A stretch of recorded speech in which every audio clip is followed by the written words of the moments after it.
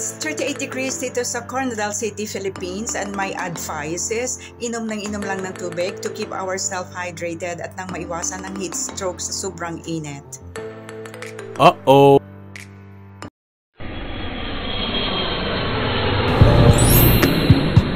Hello, friends. Sobrang pawisin ako, guys, kaya grabe akong uminom ng tubig. 1 kilos ko lang. Siguro dahil na rin sa sobrang init, kaya ako'y laging pinapawisan. Wagas talaga ang kainitan ng summer ngayon. Last year, hindi ko to naramdaman, pero ngayon, grabe, yung tubig na malaki, ang daling maubos namin. Kasi yung mga therapist, uhaw na uhaw din palagi.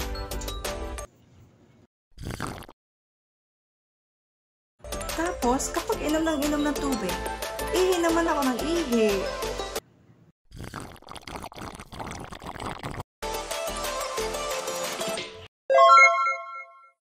Mararamdaman talaga ang extreme heat sa katawan. Simula ulo hanggang paa, kahit ka pa may AC at saka may electric fan. Grabe, ramdam dyan, labas, lusot-lusot siya dyan sa ceiling na yan. Kaya heto, naisipan ko etong idea na to.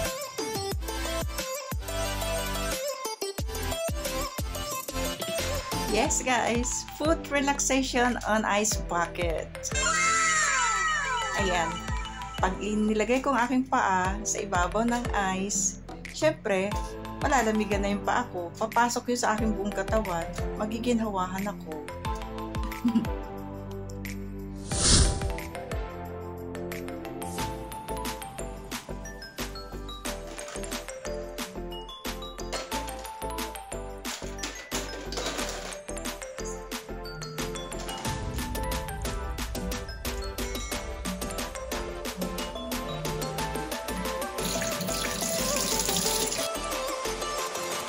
Ayan, kunti lang aking inilagay na tubig para hindi maubos kaagad yung ice, matunaw. Kasi maliit din lang naman yung aking mga paa, size 36.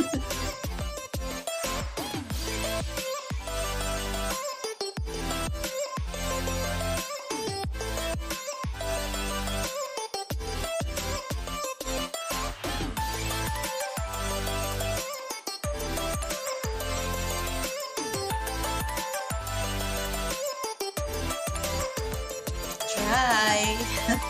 Wow! Grabe! Yes! Ayan. Nararamdaman ko malamig. Ang sarap! Ang sarap! Grabe! Sarap sa ice ng paa. Ang gagawin po pala sa sunod, bibili ako ng malaking timba, tapos lalagyan ko ng maraming ice. Bababad ko ang aking buong katawan. Ngayon, lalagyan ko ng ice ang aking ulo, yung maliit na cubes lang.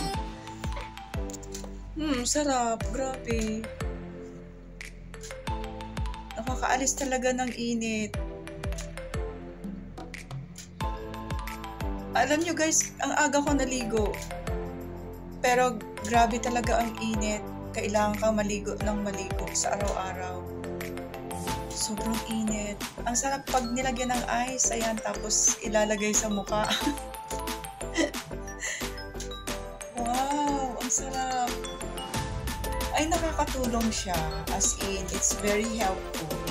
Meron ako, yung ice, compress. Kaya lang, wala dito sa amin, sa hometown ko talaga. So, doon meron akong cold compress tsaka hot compress. Eto, ang sarap magkuskus ng ice sa mukha, sa leeg. Grabe, nakakatulong siya. Tapos, sa batok din, masarap din to kung lalagay sa batok. Nakakatulong siya. So, gagawin ko pala ito daily.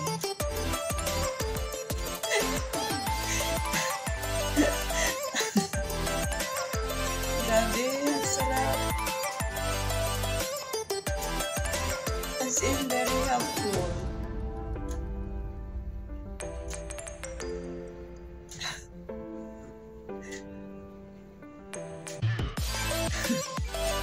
Nakakatulong siya kung pwede lang maligo ka ng ice.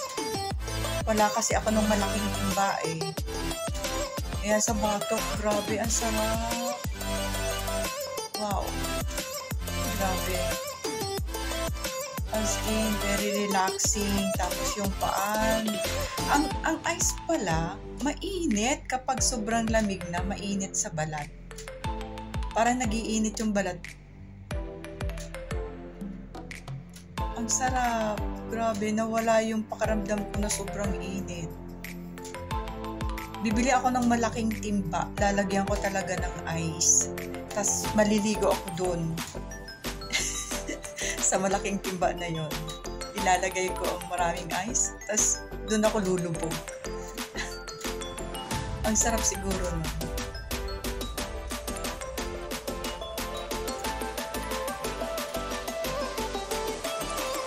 Grabe, nakaka-relax talaga.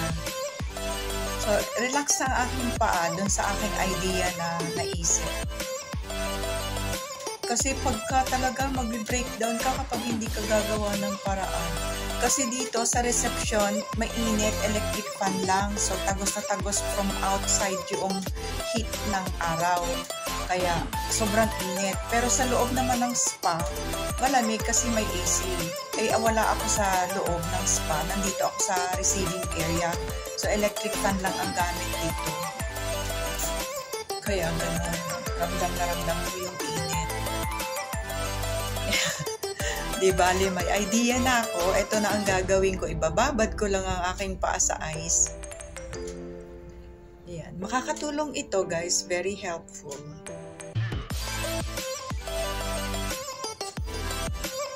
Ang sarap niya. Na-relax ang aking paa. Hindi ba? Kita nyo, guys? Ayan, no? Ang sarap. Pag malamig na pala ang ice, parang mainit na. Parang nakakapaso sa balat. Pero yung mga European, no, ang galing. Kahit maligo talaga sila sa ice na tubig, kayang-kaya nila. Doon sila sanay. Tayo naman sa init, pero hindi natin kaya ang init. Talagang ma-heat stroke ka.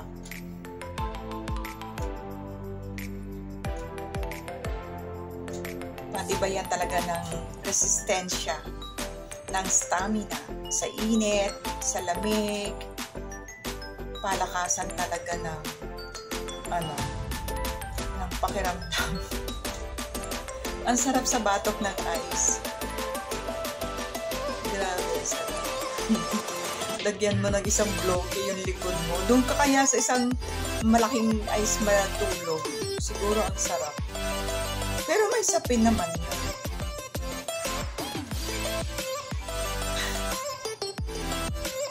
Yung mga idea ko talaga nakakatawa. Minsan, grabe. Masarap. Relax na relax ang paa ko. Tas namula.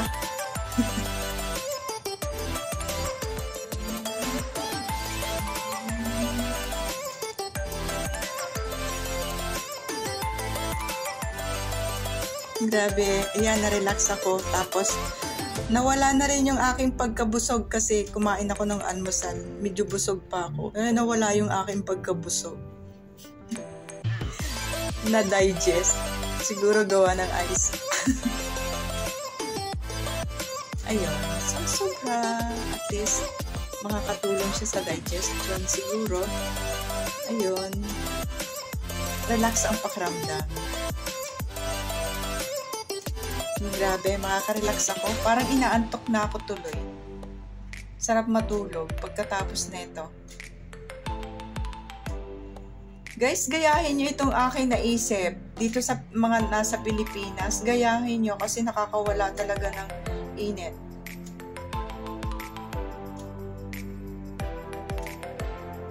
Hindi pa naman, tunaw na yung mga yelo. Maliit kasi sa sunod lalakihan ko na.